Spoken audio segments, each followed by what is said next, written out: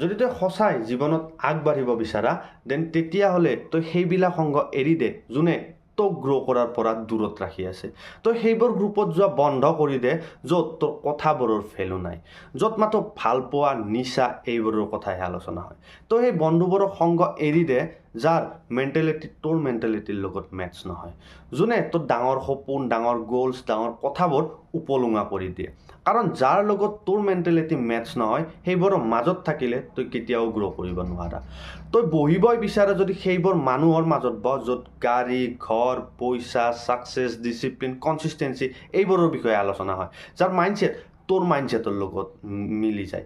এটা কথা মনত ৰাখিবি, যদি তই 3জন জ্ঞানী মানুহৰ লগত বহ দেন তেতিয়াহ'লে 4 নম্বৰজন জ্ঞানী মানুহত তয়ে হবি। কিন্তু তই যদি 3জন চুতীয়াৰ লগত বহা দেন তেতিয়াহ'লে 4 নম্বৰজন চুতীয়াও তয়ে হবি। এটা কথা বুজি ল'বি যে যেনেকুৱাই তোৰ গ্ৰুপ হ'ব তেনেকুৱাই তোৰ মেণ্টেলিটি আৰু মাইণ্ডছেট হ'ব, আৰু যেনেকুৱাই তোৰ মাইণ্ডছেট হ'ব তেনেকুৱাই তোৰ ফিউচাৰটোও হ'ব।